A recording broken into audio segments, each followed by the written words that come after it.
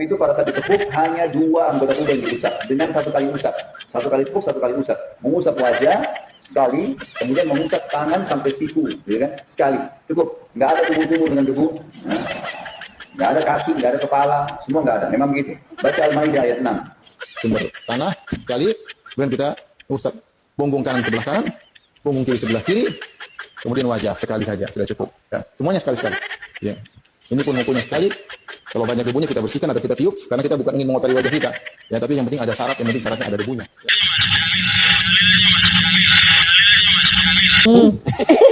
Kok pintermu keblinger toh?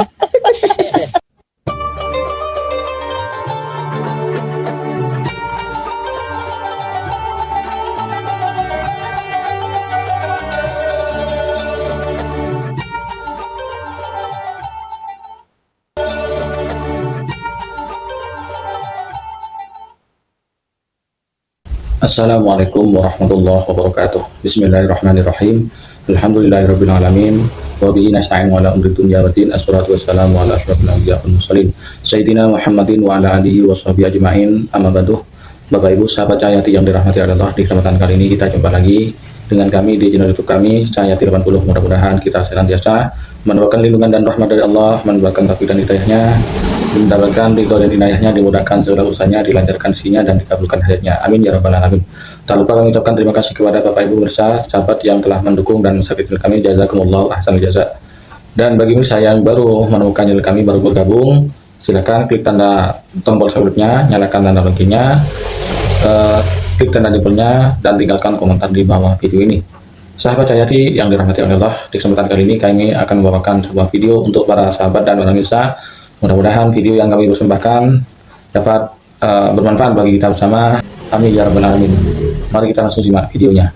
Bapak Ibu sahabat Cahayati yang dirahmati oleh Allah, kita telah menyaksikan cuplikan video di awal ini ya, di awal konten ini, yaitu Ustadz Firanda Andirja dengan Ustadz Khalid Basalamah, di mana beliau berdua menjelaskan tentang tayamum ya.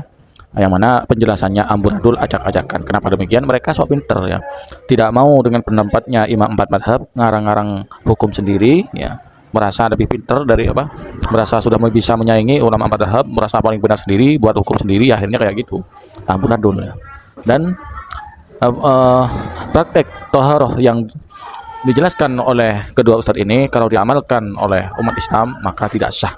Kalau sudah tidak sah maka sholatnya pun tidak sah. Maka bagi kita yang awam sudah macam-macam, tidak usah ikuti ustadz-ustadz yang masa kini. Sudah ada ulama terdahulu yang sudah berkompeten di bidangnya, sudah ahlinya itu membahas tentang hukum. Kita ikuti mereka, ikuti salah satu dari 4 mazhab itu sudah.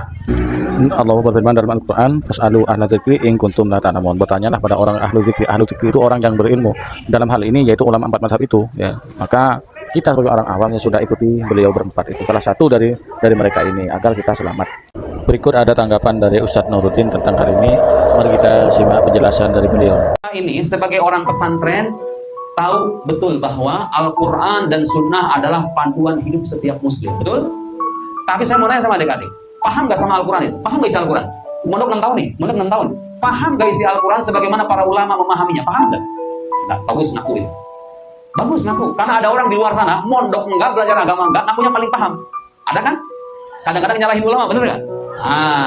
Jangan sampai jadi orang seperti itu ya. Itu cerminan dari kebodohan yang nyata itu kayak begitu. Ya, kebodohan dan kesombongan bersatu padu itu. Udah bodoh, sombong, sudahlah selesai. Jahil murakkab istilahnya. Dia bodoh, kan begini, ada orang bodoh dan dia tahu dirinya bodoh. Minimal dia pengen dikasih tahu, ya enggak? Nah, kayak tadi itu, saya juga sama, kadang-kadang merasa bodoh dalam bidang keilmuan tertentu dan saya pengen dikasih tahu sama ahlinya, ya kan? Saya bodoh dalam bidang kedokteran. Kalau saya sakit, saya pergi ke dokter, dokter masih penjelasan, saya terima, benar nggak? Ada orang bodoh dan dia bodoh kalau dia bodoh. Paham maksudnya? Dia nggak tahu kalau dia bodoh gitu. Dia merasa dirinya pintar padahal bodoh sebodoh-bodohnya. Ada kan? Nah, itu yang bahaya kayak gitu. Al-Quran Sunnah itu adalah panduan hidup. Gak semua orang bisa memahami kedua sumber itu dengan baik.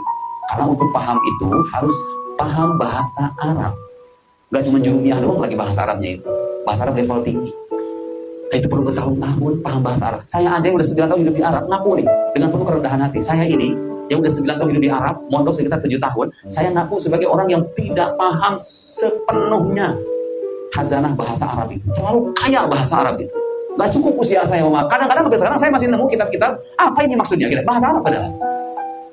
Jangan punya bayangan kalau orang hafal misalnya kamus Munawwir terus dikatakan paham bahasa Arab, enggak, mustahil, belum tentu. Bisa bahasa itu nggak modal kosakata doang, harus paham kaidah, harus paham basis keilmuannya gitu ya, harus paham nahwu sorok sampai matang kelotok balaghahnya, kemudian ilmu ini banyak kan. Bahasa Arab itu baru syarat pertama itu. Belum ada namanya usul fikih, belum ada namanya mantik, belum ada balaghah, belum ada qawaidut tafsir, ya kan? Belum ada lagi nanti misalnya ilmu wada, ilmu banyak sekali. Kita ini nggak ada waktu. Terus kalau misalnya kita nggak tahu, merasa nggak paham, berarti solusinya apa? Nanya sama ahlinya. Siapa ahlinya itu? Ulama. Itulah alasan kenapa adik-adik kita ini dalam ajaran Ahlussunnah wal Jamaah kita ini bermazhab. Ngapain bermazhab itu? Kamu kalau bermazhab artinya meninggalkan Quran dan Sunnah enggak? Ya enggak, kita itu mengikuti Quran dan Sunnah melalui ulama yang lebih paham maksudnya. Imam Syafi'i, kita ikutin Imam Syafi'i kenapa? Karena Imam Syafi'i itu orang cerdas, orang jenius, diakui kealimannya oleh para ulama zamannya dan ulama-ulama setelahnya sampai detik ini. Kita percaya dengan kealiman beliau. Beliau punya karya, punya murid-murid menyebarkan ajarannya kepada kita dari ulama ke ulama yang lain. Lahir mazhab namanya Syafi'i. Beliau itu enggak berniat untuk bikin mazhab. Ayo, orang Mesir, orang Baghdad semuanya ngumpul, aku ingin bikin mazhab namanya mazhab Syafi'i. Enggak. Mazhab itu terbentuk dari mana coba? Dari pengikut-pengikutnya itu. Nah, dalam fikih kita ini mazhab Ahlussunnah wal Jamaah bermazhab yang 4 itu. Mazhab Hanafi, Maliki, Hambali, Syafi'i. Karakter mazhab Ahlussunnah. Ya, Ahlussunnah itu gampangnya adik-adik, kelompok dalam Islam yang berpegang teguh pada sunnah Nabi Sallallahu Alaihi Wasallam dan ajaran para sahabatnya, sekaligus mayoritas ulama yang ada di dalamnya. As-sawadul a'dham. Nanti adik-adik kalau ketemu sama pendapat yang aneh-aneh, beda dari yang lain, yang agak lain, itu ciri dia agak mengikuti mazhab Ahlussunnah. Mazhab Ahlussunnah wal Jamaah selalu berpegang teguh kepada jamaah. Jamaah itu artinya as-sawadul a'dham, mayoritas. Nanti kalau nemu pendapat yang aneh-aneh tinggalin ya, jangan ikutin. Ikuti yang mayoritas. Mayoritas orang Indonesia rata-rata suka sama yang namanya pengadaan maulid, kemudian menumbuhkan rasa cinta kepada Nabi. Kalau nemu kelompok-kelompok bid'ah itu maulid, jangan ikutin. Saya nggak usah debat sekarang atau membahas apa itu bid'ah, ini buktinya kalau bukan bid'ah apa, itu persoalan lain. Cuma saya memberikan gambaran umum aja.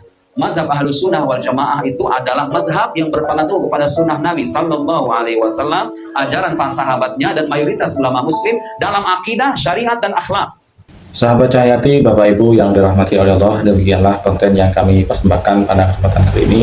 Mudah-mudahan bermanfaat, menjadi tambahan wawasan, tambahan pengetahuan bagi kita bersama. Amin ya rabbal alamin. Dari kami kurang lebihnya mohon maaf. Hadzallahu yakum. Assalamualaikum warahmatullahi wabarakatuh.